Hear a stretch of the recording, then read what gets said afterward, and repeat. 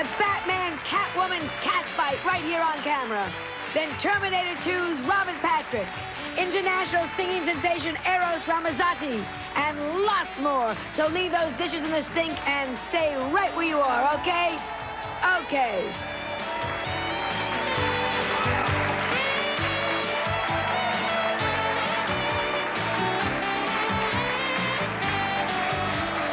From New York, Joan Rivers!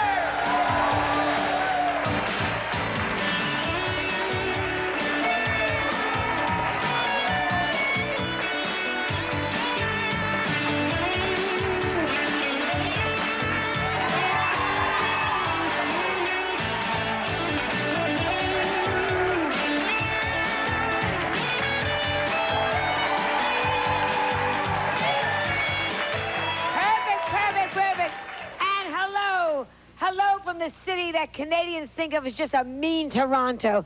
And who out of towners here visiting New York? All right. So you got to see the hot weather, right? Yes, I did. Yes. Well, we had weather. It was so hot here the last week. I mean, it was like crazy time. Where are you from? Philadelphia. Well, so it's hot. And it's hotter than here. Yeah. Are you aware that the Liberty Bell has got a crack in it? You should call and tell them. But it's so, you know when it's hot? When the temperature reaches Lauren Bacall's true age. I mean, it was so hot. Ask you how hot it was. Thank you for asking. It was so hot that people went to see Hudson Hawk just to enjoy the air conditioning. And it was so hot, everyone went to the beach, and on one beach, according to the newspaper, John Kennedy Jr. was seen with actress Sarah Jessica Parker smooching it up. Kissy, huggy, cussy, go. Oh, the salt air obviously has a big effect on all the Kennedy men. And, we're going to discuss this a little on the show next. These guys, I mean, they are just crazy. They see an ocean. They have a bail bondsman on retainer. I mean, it's just... And what I find fascinating in today's paper is we're in the middle of recession depression, right? Who are we kidding? Yeah, right, we're not. In the middle of all this horror, Ford company plans to raise new car prices by 5%. So it turns out that the Pinto is their second dumbest idea. I mean, oh, that's right. And if you really want to get crazy, all of you out there, Madonna earned $65 million last year. So she may have made it on Like a Virgin, but she sure cashes those checks like a hooker. I mean, $65 million. Yeah, that's a lot of no-cal yogurt. Anyhow, speaking of Madonna, I don't know how many of you have been reading, but she's been involved in a recent Hollywood cat fight that has been going on between some of Hollywood's hottest leading ladies. If you don't, do you know what I'm talking about? Yeah, Deborah. Oh, look at, the cat fight. What's it about? It's about the new movie, In Their Own League, I believe. No, that was the other cat. Oh, no, this is about Catwoman and Batman. Oh, right. Sean Young. Yes. Yeah. See, he does know. You see it here first. The rumor is that there are names like Cher, Melanie Griffith, Sean Young, Julia Roberts, plus, of course, Madonna, who are dying for the role of Catwoman in the up-and-coming sequel to Batman. They've all been vying for it. Earlier this week, the announcer and director, Tim Burton, announced that the role of Catwoman was gone to Michelle Pfeiffer. Well, now you learn a little something here, thank you. And that has made a lot of people very unhappy, including me, because I thought I could try too. They could do older Catwoman. Anyhow, there is one actress who refuses to give up. She's the only, she says, real Catwoman, and she's going to join us today with a message to the director, Tim Burton, okay? So we're going to see, this is a real Hollywood actress and a big timer. You'll all know the name when we say it. So Catwoman strikes again!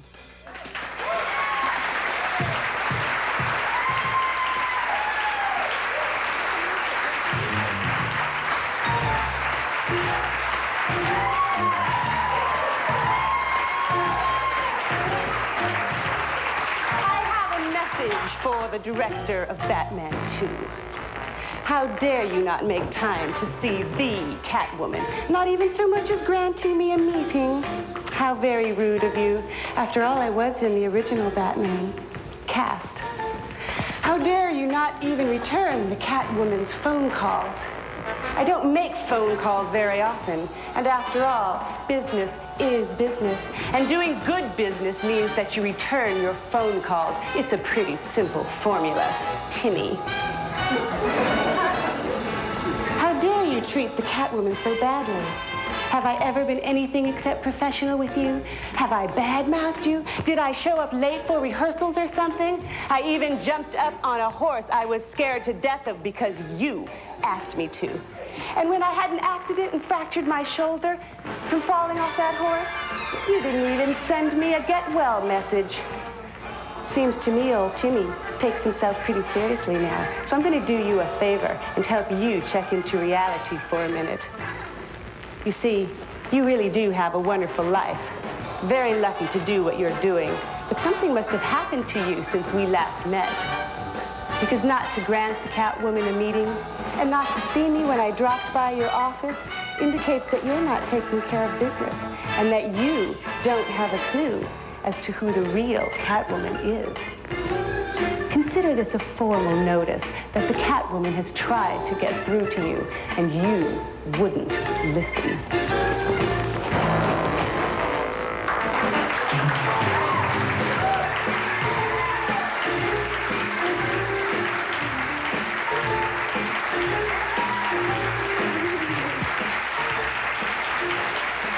Now, I tried the same thing.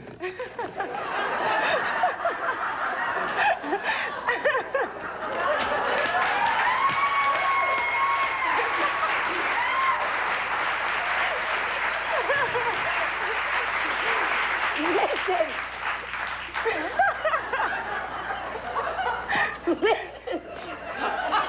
Tim Burton, whatever your name is, not only am I Catwoman, I come with kitty litter. Can we open this, please? Can Let somebody me help you. I don't want you to soil your hands. Okay. Can somebody just open this fast? Oh.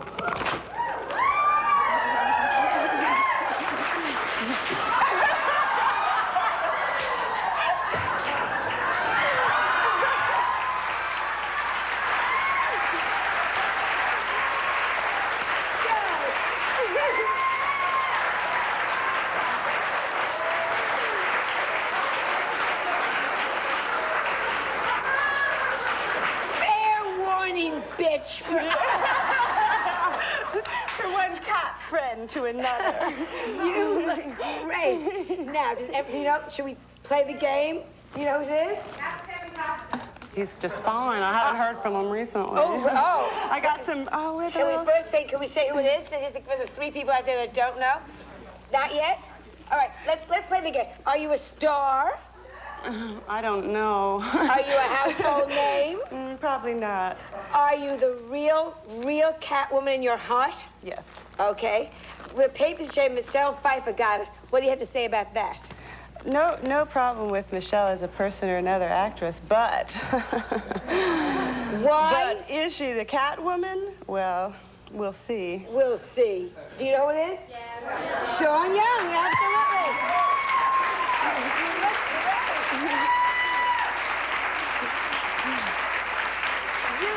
Look at the eyelashes. Look at the body on you. I got a kitty bopper. Oh, I'm glad you explained what that was. I saw this yesterday. We were looking for cat toys. This is a kitty bopper, in case you didn't know, so you can bop your kitty, I guess. Oh, that's cute. All right. Sports balls. Sports balls. Cosmic catnip garden. Could we got any papers? This is very nice, by the way. You can use this in the New York subways. I'm telling you, it'll help. Why do you all want this role so badly? Why is this becoming such a big thing? Because this is why.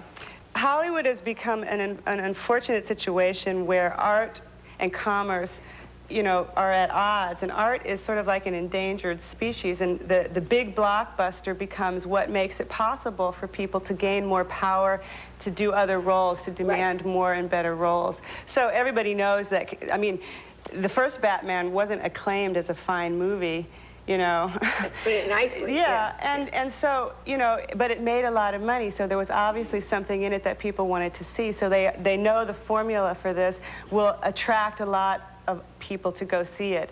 So people who can get into a movie that makes, you know, has a large audience, they have more opportunity then to continue to be more important within that Hollywood structure. There are other structures besides Hollywood, you know, but I mean, I heard that Michelle Pfeiffer said she'll do it for nothing. I mean, that's way. That's no way. Michelle, honey, we gotta talk. You don't need to do this for nothing, okay? Why wouldn't Tim Burton see you? I don't know. You worked with him. You had a good relationship with him. Well, that's why I feel so angry. Yeah. Is because I worked with him, and I fell off this horse. They asked me to get up on this horse a week before we did the movie. The day before I actually fell off this horse, I got in the mail, Federal Express, that summons stuff from Woods. Yeah. So I was very sort of like, you know, I was really not in a good way. Right. I mean, it was really shocking to me. And I fell off, and This was the original Batman now. yeah, the original one. Right. And I fractured my arm, and I really had a tough time with it. And I really expected to be given the chance to, like, be taken seriously, you know. Because he was going to use you for the first movie. He should have been wanting to at least see you for the second movie. Well, just even if he wasn't going to see me, I mean, even if he wasn't going to use me in the sequel, I can't understand why he wouldn't at least see me. Didn't you try to see him? Did you? Yeah, you did clips of those, right? Yeah. And he wouldn't see me. And he thought you had a gun? Oh, no, he didn't really think that, did he? You're asking me? That's what they told me about it. He wouldn't see me. How would I know what he thinks, you know? Somebody said that he thought you took out a walkie-talkie and he I had a walkie-talkie, yeah, but I always have walkie-talkies. Yeah, but they said he hid under a desk. And meanwhile... Did he hide under a desk? You're asking wimp. me? These are the questions this is what my people gave me. I didn't see him.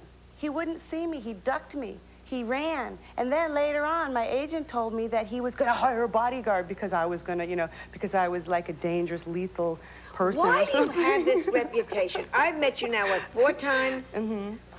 And each time you're funny and you're witty and you're adorable. Why do you have this terrible reputation that you're crazy and you're dangerous? I think do you have a gun anywhere on you now? I can see you jump. Yeah, right. What do you think? Do you think I have a gun hidden in there? What do I think? I asked my husband. think, bang, that's what I think.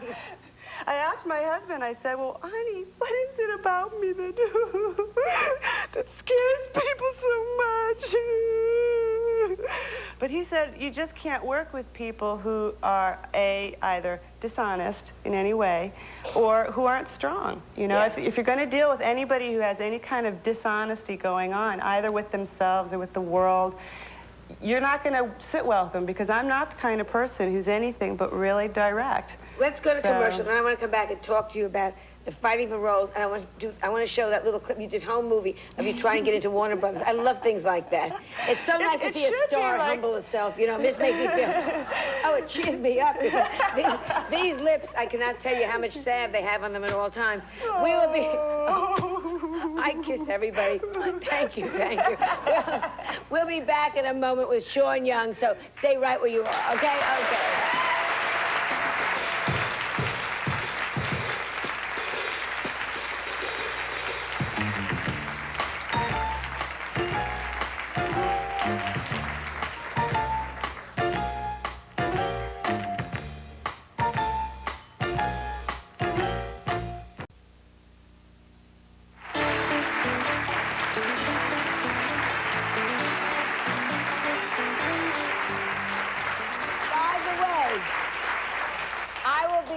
QVC on August 23rd and 24th, selling the Joan Rivers jewelry. We are back talking with Sean Young, who didn't even get asked to audition for Catwoman, and yet they had wanted you for the big starring role in the original Batman. Correct. Yeah. Now, you brought us a tape. You took a home video. It's kind of not the best video in the world, but we had it with us when when I heard that the role was available, I jumped on a plane, I flew to Los Angeles, and I went to the studio, and I wanted to meet him. You know, it was like I wasn't going to take no for an answer. Oh, there's the jet. We got this really cool jet that flies in and out of Arizona. So we were... So this is us at Burbank after we land. That's me coming back downstairs from seeing Mark Canton, who assured me that he would make sure I connected with... They said that I would get the chance to meet Burton and connect with him.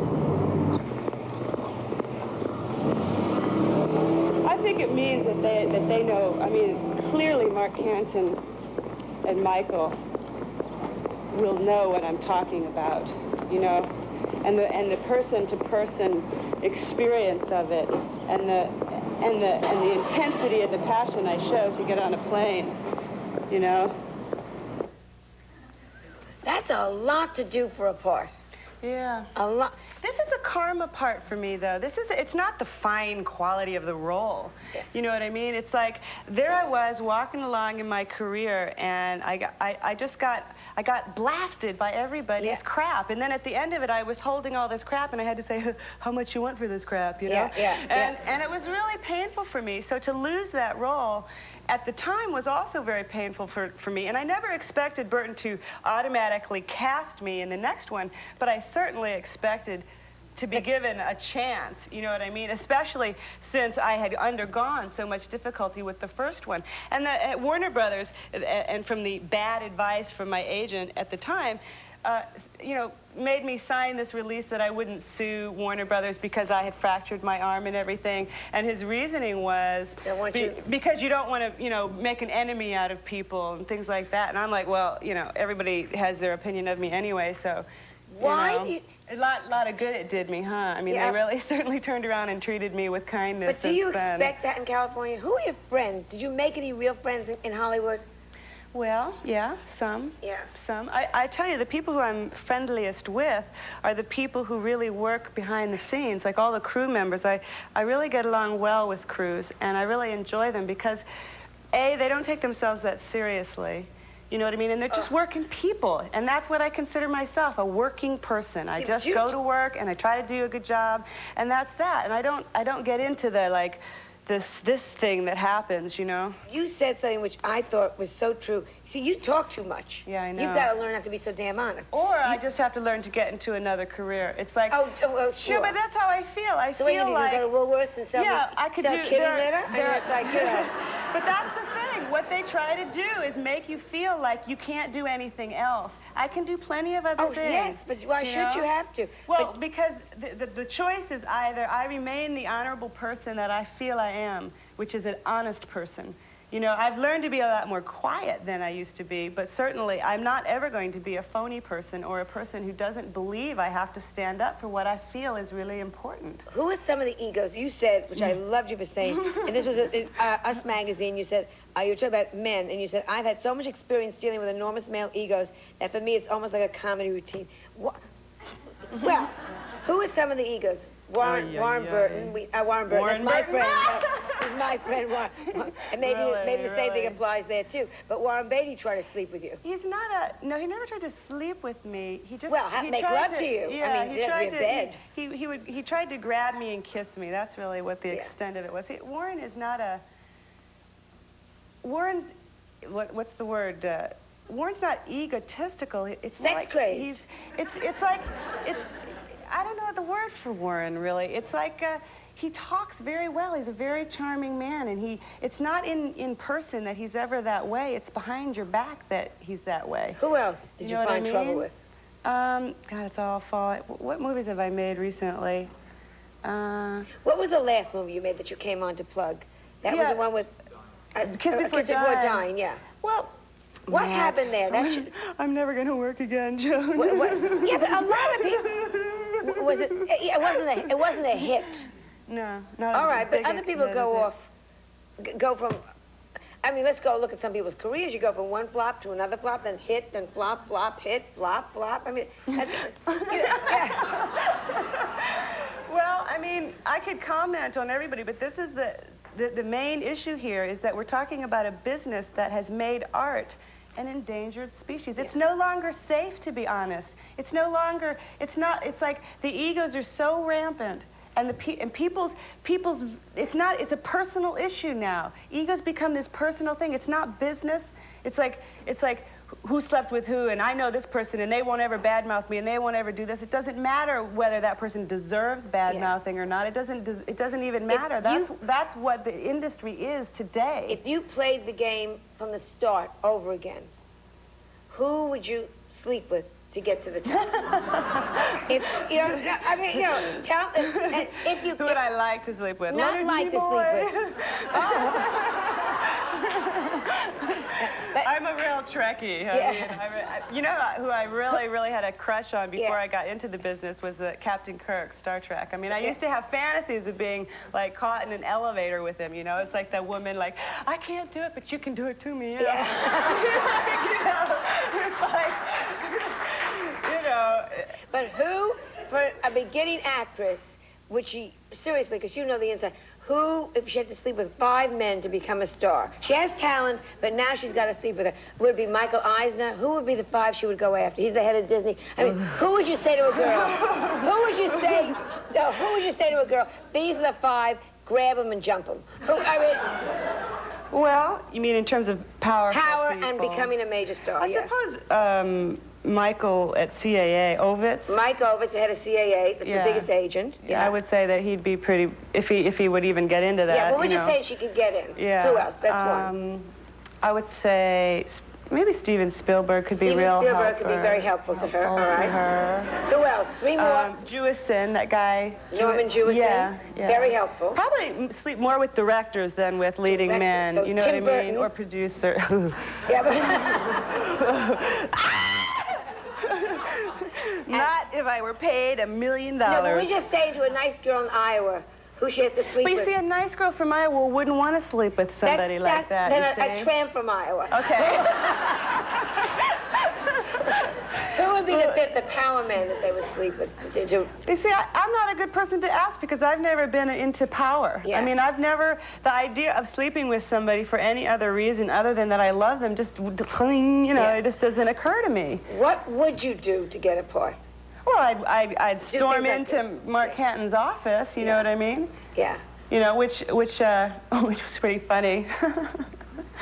Funny to me, anyway. But we have a psychologist who's going to come out now to tell us how terrible it is when women humiliate themselves, all right? Because no.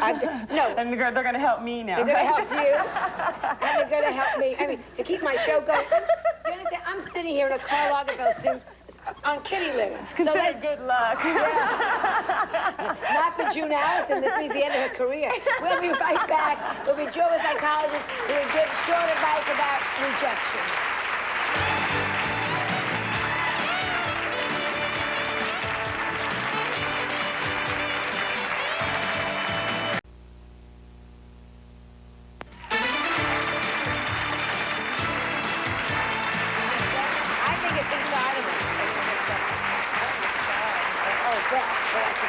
I'm completely loyal. Joining Sean and me now is my next guest, who is an international psychologist, sex therapist, and best-selling author of How to Love a Nice Guy. She is here to help us to understand much better what celebrities face when dealing with the anxiety and the stress and the agony of defeat, which all of us go through day after day after day. Will you please welcome Dr. Judy Kurzansky.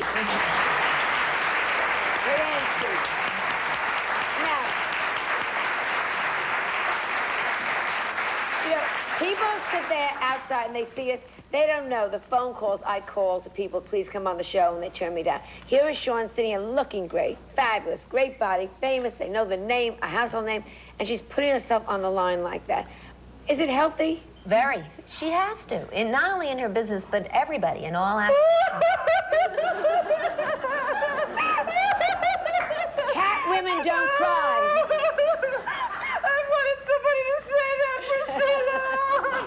It is healthy. You see how important it is to be acknowledged? Yes. Really? It is. Why is it healthy? Now, well, because... And if I do it, will I look like her? Come on, you go even further. Does she not? You sat on kitty litter. Yeah. Why is it healthy just to totally, why? Because she's not afraid, just like you're not afraid at all about saying what you want and going for it. Now, sometimes you're going to get in trouble for it. You're going to get criticized. You're going to get dumped on. People are going to say it's silly, or that you're foolish, or how could you do that? Most of them say that I'm crazy. Why do the they big say thing. she's crazy?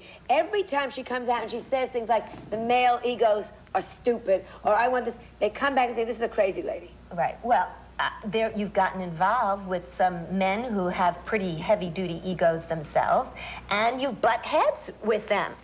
Right? Okay. Yeah. Now, she calls and she feels like this is a karmic thing, being a Catwoman. What do cats do? They scratch at people's eyes when they get ruffled. So, I mean, you're a sweetheart now, but isn't there a part of you that comes out that's really... There's a part of me that's permanently, I feel, changed and permanently angry now because of some of the abuse that I've received in society and in my own industry. How do women deal with I have such anger sometimes.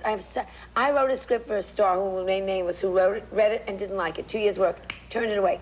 3 years later, I meet her at a cocktail party. She said, I reread that script, it was wonderful, we should have made it, and walked away. And you want to say, that was 2 years of my life behind a typewriter. She said, well, I was having trouble with my husband, and I didn't like it then, but we really should have done it. What do you do with your anger? You send it to me, and I'll look at it, okay? It's about a short, fat Jewish person. Oh, yeah, you'll be perfect. Perfect. I probably could do it. You'd be surprised. But what do you do with the anger that's in her? What do you do with anger that's in anybody else? Okay, a bunch of things. First of all, you surround yourself with a few close people who really do care about you and who you know you can trust, because you know the reality is the world out there is all out for themselves, especially in your business. Everybody's narcissistic. It's all me, me, me. So whatever you could do for them is fine. If you can't, then they don't want to know from you. So you see, that's the reality. Have a few kind people. I met your husband before. I can't. This woman has an incredible guy who says I said, are you a nice guy? He said, yes, I'm a nice guy. Sometimes too nice. Yeah, he lets you get your way. I know, he does. Is that right? It's the husband she can get her way from, and then she has to go up against the Warren Beatty's and the Tim Burtons who say no, no, no. But don't you need someone at home that is good to you? Though. I mean, he's gentle and kind, but that's out of strength, not out of weakness. You know what I mean? And most men, I mean, I think the big society message is men can't be afraid and women can't be angry, you know? And that's it. And we're both responsible. Both sides are responsible for making that really difficult to move past. That's very true. So you're lucky that you end up picking a nice guy. That's one thing. Surround yourself by some kind people. The other is to find alternate ways to get what you want. Look how creative she's being in doing it. I'm a creative person. It's not that. If we could all get ahead through creativity, I'd be like where Madonna is. You know what I mean? Don't be stopped. I agree. Don't end up being stopped, because you never know. Look, you fell off the horse and you lost the job. We all wish Michelle Pfeiffer well. Something could happen. Who knows? Whatever happens. She could be run over by your car. And you'll be right back in there. Right back in there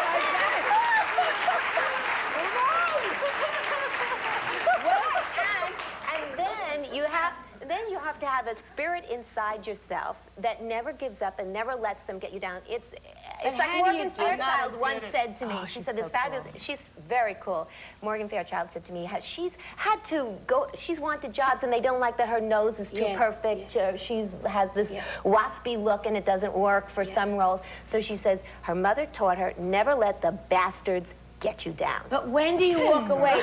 When do you walk away from? When do you say, "I've done enough"? When does trying and being rejected become almost an illness? When you say, you got to stop this.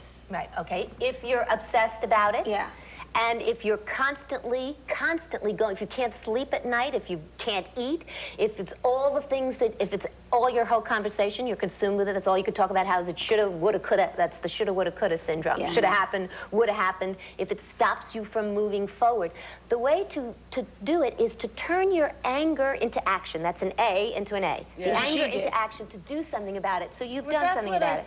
That's why I wanted to show up here, which was, instead of it being something like inside me going, oh, no, I feel now I can say, look, I gave you it, I told you it, I did the most I could do, and then goodbye. We're gonna give you, and we're for show, you know that. You're sleeping in a closet tonight. But on us at the plaza, we're gonna give you a tape and we'll wrap it up, we'll gift tape it, and we'll send it by messenger over to Tim Burton. Will you All see right? that? Now, And we'll wrap it as a gift, so maybe he'll open it. Maybe, could we put a bomb on it? No, no. And it goes like... Well, see, now you enlisted Joan's Well, it's a help. joke. That It's a joke. is the perfect Oh, way we to know deal it's with a it. To enlist somebody like Joan's help to really get what you want, it's fabulous. And if you're not Catwoman, the next role, will you come back and talk about that? Mm-hmm. And I don't want to hear, I'm going to do other things, because you should stay right in the business. You think so? That's You guys negative. think I should stay? Yes, that's negative. We will be right back with Terminator 2's Robert Patrick. So stay where you are for Robert Patrick.